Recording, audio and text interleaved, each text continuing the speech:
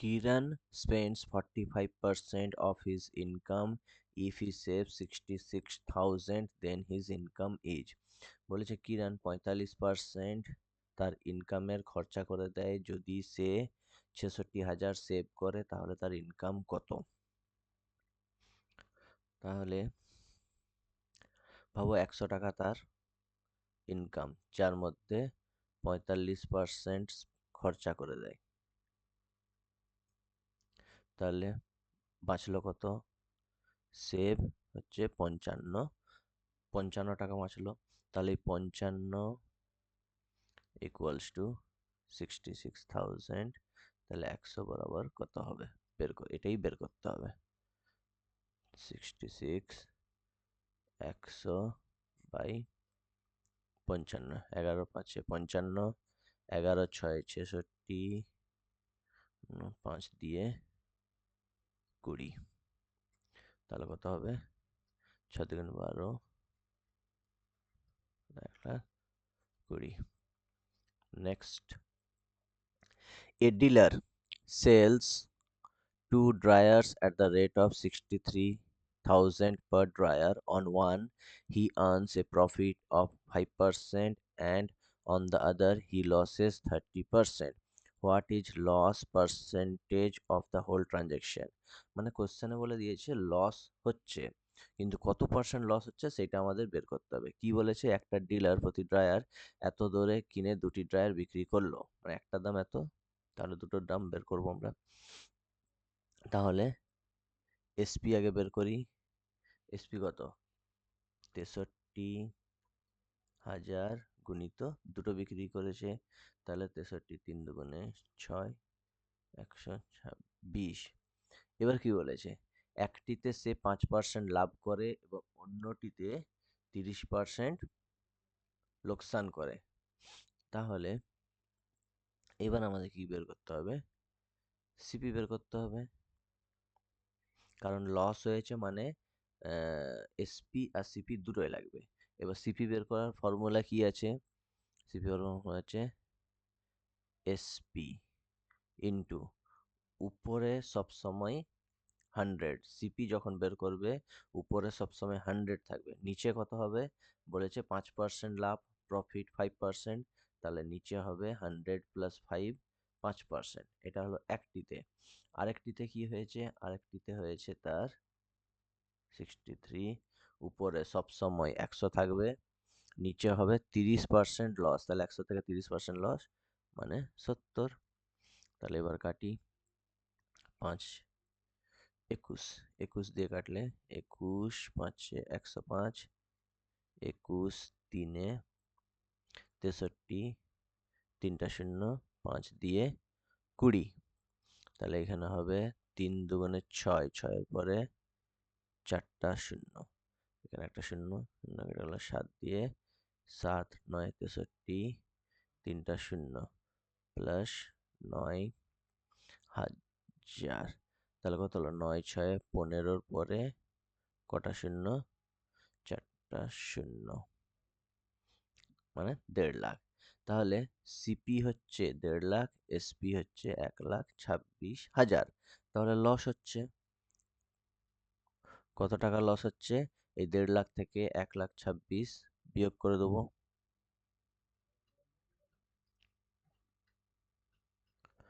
Equals to 24,000, 3টা শূন্য 24,000। এবার আমাদের কি চেয়েছে? লস। লস চেয়েছে কি? যদি লস চাইতো কত টাকা লস হয়েছে, লোকসান হয়েছে, তাহলে 24,000 হচ্ছে। আমাদের চেয়েছে লস পার্সেন্টেজ, তাহলে 24,000 ভাজিত। এবার কি লস পার্সেন্টেজ সবসময় সিপির উপর ক্যালকুলেট হয়, এটা মনে রাখতে হবে। তাহলে এখানে 1.5 লাখ। লস বা প্রফিট সবসময় সিপির উপর ক্যালকুলেশন হবে ইন্টু 100। ফর্মুলা কি? Loss by CP into 100, loss পার্সেন্টেজের। যখন প্রফিট চাইবে তাহলে প্রফিট বাই সিপি ইন্টু 100 হবে। তাহলে শূন্য কাটি, 1 2 3 2 3, একটা একটা 5 3 5 দুগুণে 3 দিয়ে 3 আষ্টে 24, তাহলে 16% 16% হবে। ঠিক আছে, নেক্সট কোশ্চেনে যাওয়া যাক। কি বলেছে? The difference between the simple interest and the compound interest compounded annually on a certain sum of money for 2 years at 16% per annum is 768. Find the sum. বলেছে একটি নির্দিষ্ট অঙ্কের টাকার উপর 2 বছরের জন্য বার্ষিক 16% হারে সরল সুদ ও চক্রবৃদ্ধি সুদের মধ্যে পার্থক্য হচ্ছে 768। তাহলে যোগফল নির্ণয় করো। ট্রান্সলেশনগুলো একটু ভুল হতে পারে, তো আমরা ইংলিশটাকেই ধরে করছি একটু বোঝার জন্যে। বাংলাতে একটু গুগল ট্রান্সলেট একটু উল্টাপাল্টা যায়। ঠিক আছে, এখানে যোগফল মানে সাম, মানে টোটাল তার চেয়েছে ইনকাম। টোটাল সাম কত হবে? এটা ইনকাম না, টোটাল টাকা, ভ্যালু। তাহলে এখানে আমরা যখনই দেখবে এরকম the difference between simple interest আর কম্পাউন্ড ইন্টারেস্টের বলে দেবে ভ্যালু, আর 2 ইয়ার্স যখন হবে, 2 ইয়ার্স যখন হবে তার একটা ফর্মুলা আছে, ডিফারেন্স ইকুয়ালস টু সাম আর বাই 100 দিয়ে হোল স্কোয়ার। এটা 2 ইয়ার্সের যখন বলবে। 3 ইয়ার্সের আলাদা ফর্মুলা যখন আমরা পাবো তখন করবো এনটিপিসি 2025 এরকম এসছে। তাহলে এখানে ডিফারেন্স আমরা কত 768 বের করতে আমাদের সাম রেট কত, রেট হচ্ছে 16%, তাহলে 16/100 তার হোল স্কোয়ার। তাহলে এবার 768 ইন্টু, এটাকে আগে ভেঙে নিই, 100-এর স্কোয়ার বলেছে, তাহলে দুবার লিখবো 100/16, 100/16 ইকুয়ালস টু সাম। এটা এই পাশে নিয়ে চলে এলাম। এবার 8 দিয়ে কাটি, 8 দুগুণে 16, 8 9 72, 8 9 72, 4 48, 8 6 48, আবার 8 দুগুণে 16, 8 দিয়ে 12, 12 8 96, 2 দুগুণে 4 দিয়ে 25, 4 100। তাহলে কত হবে? সাম হবে 25 12 300, আর এখানে দুটো শূন্য। ঠিক আছে, 30,000। তাহলে এই কোশ্চেনটা একটু মনে রাখতে হবে, ডিফারেন্স বলবে আর 2 ইয়ার্স সিম্পল ইন্টারেস্ট আর কম্পাউন্ড ইন্টারেস্ট, তখন এরকম ভাবে ফর্মুলা বসিয়ে দিতে হবে ডাইরেক্ট, লং প্রসেসে অনেক বড় হবে। ঠিক আছে, নেক্সট, ইন এ কোয়াড্রিল্যাটারাল চতুর্ভুজ এবিসিডি, এবির ভ্যালু বলে দিয়েছে 17, বিসির হচ্ছে 8 সেমি, সিডির 9, এডির 12 সেমি, এসির 15 semi. What is the area? Area of the quadrilateral চেয়েছে। ঠিক আছে, একটা চতুর্ভুজ এবিসিডি যার এবি বলে দিয়েছে, বিসি সিডি এডি এবং এসির ভ্যালু বলে দিয়েছে, চতুর্ভুজটির ক্ষেত্রফল বের করতে বলে যায়। তাহলে আমাদের চতুর্ভুজটা যদি ড্র করতে চাই, তাহলে আমরা একটা ড্র করে দেখি।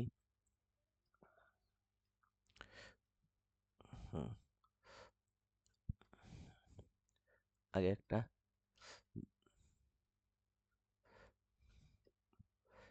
ভাবো, এটা একটা বলেছে, প্রথম দেখো 17, এটা ড্রয়িংটা ডাইরেক্ট এবিসিডি এরকম একটা যে কোনো চতুর্ভুজ লিখে করলে হবে না, এখানে আমাদের কিছু সংখ্যা মনে রাখতে হবে। এখানে দেখো একটা 8 8 বলেছে, 8 15 17, এটা একটা। আরেকটা আমাদের দেখতে হবে 9 12 15, এখানে দুটো সংখ্যা 15 এখানে কমন আছে। ঠিক আছে, তাহলে ডায়াগোনালটা আমাদের এরকম একটা আগে প্রথমে বানায়, এটা 15 লিখি।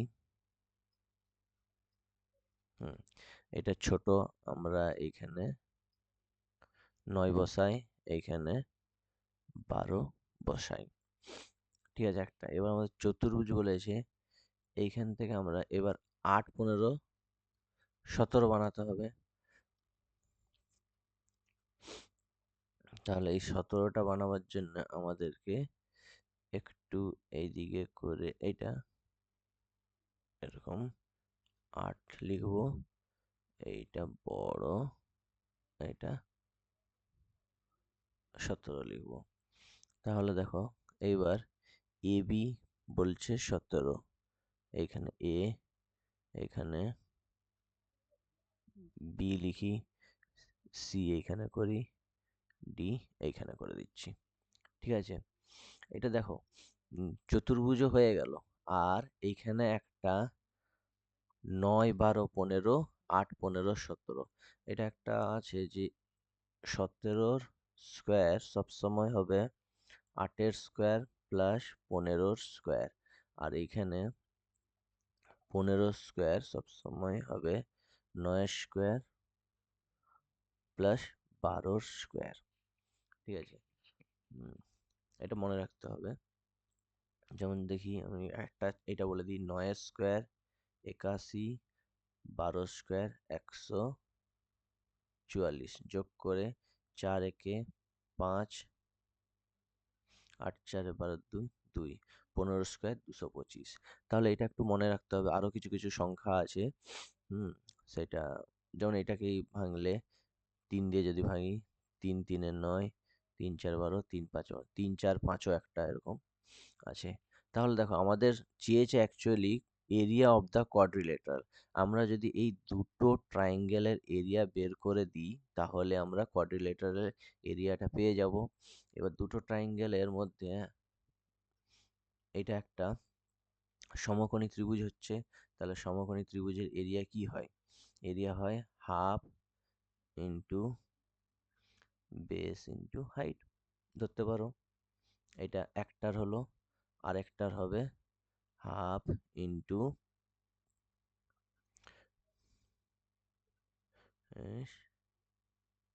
Into height.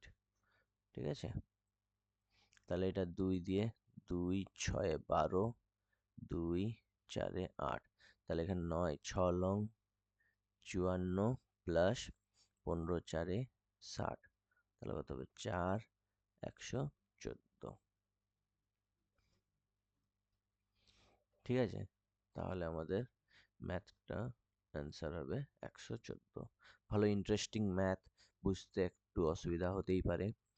ঠিক আছে, এই কিছু নাম্বারগুলো এগুলো একটু মনে রাখতে হবে।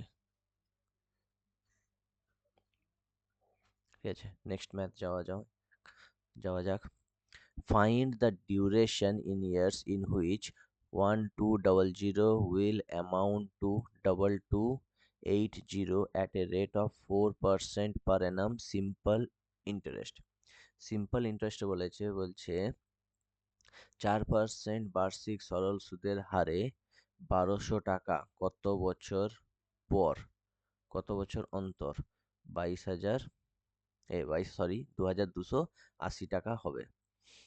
ঠিক আছে, আমরা সরল সুদের অ্যামাউন্ট সমান কি formula, principal plus SI.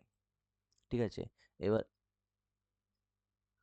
Amount কত বলেছে 2280, প্রিন্সিপাল কত বলেছে 1200, প্লাস আবার এসআই এর ফর্মুলা কি, এসআই এর ফর্মুলা আবার হচ্ছে পি আর টি বাই 100। এখানে প্রিন্সিপাল কত 1200 গুণিত রেট কত 4%, টাইম আমাদের বের করতে হবে, সরি ডিভাইডেড বাই 100। এই দুটো শূন্য কেটে গেল, এখানে মাইনাস হয়ে যাবে 1200, 12 গুণিত 4 গুণিত টি, মাইনাস করি 0 8, 2 2 মিলে গেল 0, 1080, 12 গুণিত 4 গুণিত টি, 12 দিয়ে 12 9 108, 4 দিয়ে 2 দুগুণে 4, 2 দিয়ে 45, তাহলে t সমান 45/2 ইকুয়ালস টু 22, 22 দুগুণ 44, 22.5 ইয়ার্স। ঠিক আছে, 22.5 years. Next, Varun and Ashish together can paint a hall in 3 days. Borun alone can paint it in 7 days. In how many days can Ashish alone paint 4 such halls? Varun এবং আশিস দুজনে মিলে একটা হল 3 দিনে রং করতে পারে। যদি বরুণ একা করতো তাহলে 7 দিনে করতে পারে।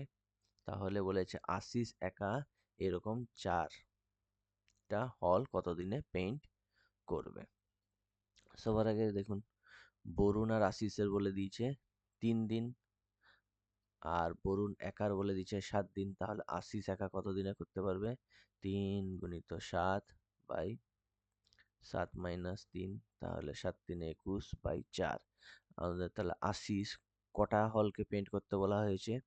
4টা হল, তাহলে গুণিত 4 ইকুয়ালস কত দিন লাগবে? 21 ডেজ, 21 দিন লাগবে। সোজা ম্যাথ, এনটিপিসি 2025-এ এসেছিল। কোশ্চেনগুলোকে একটু ভালোভাবে পড়তে হবে, ঠিক আছে? নেক্সট ম্যাথ যাওয়া যাক। এ vendor bought lemons at 7 for 1. How many lemons must he sell for 1 to gain 75%? NTPC 2025-এ এসছে। বলেছে একজন বিক্রেতা 7 টাকায় একটা লেবু কিনেছে। 75% লাভের জন্য তাকে 1 টাকায় কয়টি লেবু বিক্রি করতে হবে?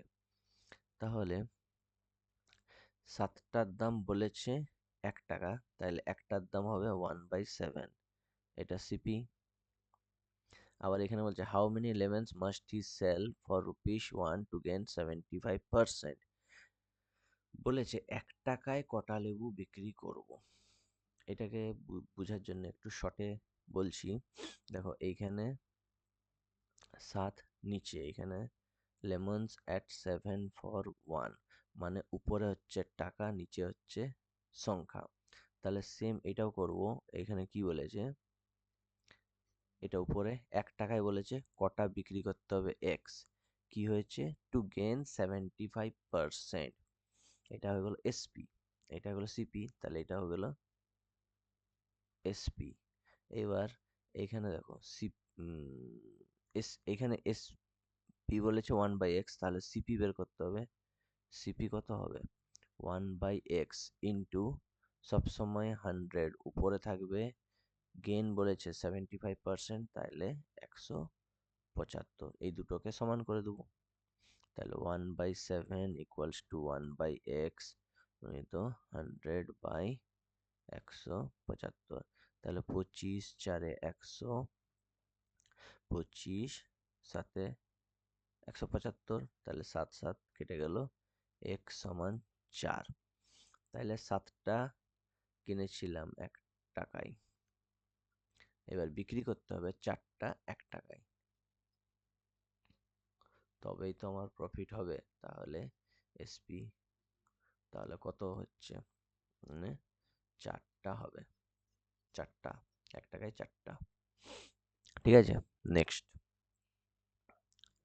The marked price of A desk is 7725, which is 25% above the CP. Cost প্রাইসের থেকে 25% বেশি। It is sold at a discount of 4% on marked price. Find the profit percentage. বলছে একটি ডেস্কের চিহ্নিত মূল্য 7,725 টাকা, যা ক্রয় মূল্যের চেয়ে 25% বেশি। এটি চিহ্নিত মূল্যের উপর 4% ছাড়ে বিক্রি করা হয়। লাভের শতাংশ কত নির্ণয় করো। জিনিসগুলো জানতে হবে, এখানে কি কি বলা হয়েছে। এমপি বলা আছে কত? 7725। কি বলেছে? Which is 75% above the cost price, তাহলে কস্ট প্রাইস কত? কস্ট প্রাইস হবে 7725 ইন্টু 100, সবসময় 100 উপরে, 25% বেশি, তাহলে 125 এখানে। এবার 25 দিয়ে কাটি, 25 5 125, এখানে 25 3 75, 25 3 75, 2 22, 22 গেল না, 0 এখানে 25 না 100, 5 দিয়ে 20, এখানে গুণ করব না, এমনি রেখে দিই, 309 গুণিত 20। নেক্সট কি বলেছে, it is sold at a discount of 4% on MP. কি বলেছে, মার্ক প্রাইসের উপর ডিসকাউন্ট দিয়েছে 4%। একটা জিনিস সবসময় মনে রাখবে, যখনই মার্ক প্রাইসের উপর ডিসকাউন্ট দিবে তখনই মনে রাখবে ওটা এসপি হবে, এসপি বের করতে হবে। ঠিক আছে, মার্ক প্রাইসের সঙ্গে যখনই ডিসকাউন্ট দেবে সেটা এসপি হবে। তাহলে এবার এসপি বের করি, 7725। এসপি কি হবে, ডিসকাউন্ট দিয়েছে 4%, মানে 96/100।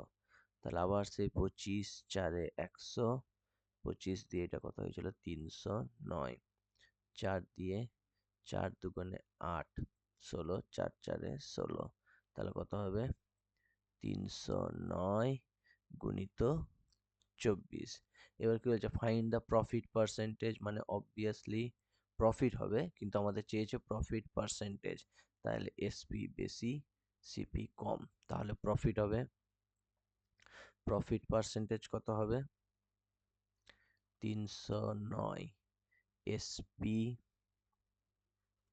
মাইনাস সিপি বাই, অলওয়েজ সিপিটা নিচে হবে, প্রফিট অর লস পার্সেন্টেজ সব সময় কাউন্ট হবে সিপির উপরে ইনটু 100। তাহলে এটা মাইনাস করলে 309, এখানে 24 থেকে 20, 4 ডিভাইডেড বাই 309 বাই, সরি এখানে যে 20 হবে 20, তাহলে এটা 20 20 গুণিত 100। তাহলে এই 309 কেটে গেল, 4 দিয়ে 4, 5 5 দিয়ে 5 দুগুণে 10, তাহলে 20% প্রফিট। ঠিক আছে, খুব ইন্টারেস্টিং ম্যাথ, ট্রাই করুন। নেক্সট নেক্সট যাওয়া যাক, from a taxi stand, to cabs start at a speed of 74 km/h at an interval of 28 minutes. Both cabs, both cabs traveling in the same direction. A man coming in the opposite direction towards the taxi stand meets the cab at an interval of 10 minutes. Find the speed of the man. কি বলেছে, একটি taxi stand থেকে দুটি cab 28 মিনিটের ব্যবধানে 74 কিমি/ঘন্টা বেগে যাত্রা শুরু করে। উভয় ক্যাব একই দিকে যাত্রা করে। বিপরীত দিকে ট্যাক্সি স্ট্যান্ডের দিকে আসা একজন লোক 10 মিনিটের ব্যবধানে ক্যাবগুলির মুখোমুখি হয়। লোকটির গতিবেগ বের করো। দেখো এখানে ক্যাবের তো বলে দিয়েছে 74 কিমি/h। আমি ভাবি মানুষের কত হবে, ম্যানের এক্স কিমি/h ধরি। তাহলে প্রথম দেখো, প্রথম এ 74 কিমি/h কত টাইম নিচ্ছে, মানে 28 মিনিট, একে আওয়ারে করলাম 7, distance equals to S T, এটা মনে রাখতে হবে। তাহলে স্পিড কত 74, আর টাইম হচ্ছে 28/60, আওয়ারে করতে হবে, ইকুয়ালস টু দেখো এইবার আমাদের আরেকটা জিনিস মনে রাখতে হবে, যদি ক্যাব একদিক দিয়ে যাচ্ছে আর ম্যান অপোজিট ডাইরেকশনের স্পিড কি হয়? স্পিড সবসময় যোগ হয়। তাহলে কি হবে? 74 প্লাস এক্স। অপোজিট ডাইরেকশনের স্পিড, দুজনের রিলেটিভ স্পিড কি হয়ে গেল? যোগ হয়ে গেল। তাহলে 74 প্লাস এক্স গুণিত কত এটা? 10 মিনিট ইন্টারভাল, 10 মিনিটের ইন্টারভাল। তাহলে কি আবারও করবো 10/60। তাহলে এই ষাট কেটে গেল। এবার 74 গুণিত 28 ইকুয়ালস টু একে করবো 74 গুণিত 10 প্লাস 10x। এইটা এইদিকে চলে গেলে কত হবে? 74 গুণিত 18 ডিভাইডেড বাই 10x। তাহলে x সমান 74 গুণিত 18 ভাজিত 10। কাটাকাটি করবো না, 74 দিয়ে 18কে গুণ করি, 8 4 32, এখানে 7 একে 7 0 7, 8 7 56, 56 4 60, যোগ করে 2 3 7 6 13। তাহলে 1332 ভাজিত 10 ইকুয়ালস টু 133.2। 133.2 হবে। ঠিক আছে, এটা হবে কিমি পার আওয়ার। কিমি পার আওয়ার। ঠিক আছে, আরেকটা, এটা লং প্রসেস, আরেকটা শর্টকাট প্রসেস আছে, সেটা একটু বলে দিই।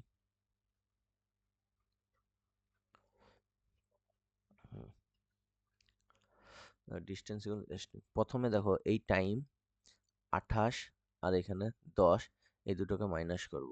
28 মাইনাস 10, টাইমটা মাইনাস 10 হচ্ছে 18 মিনিট।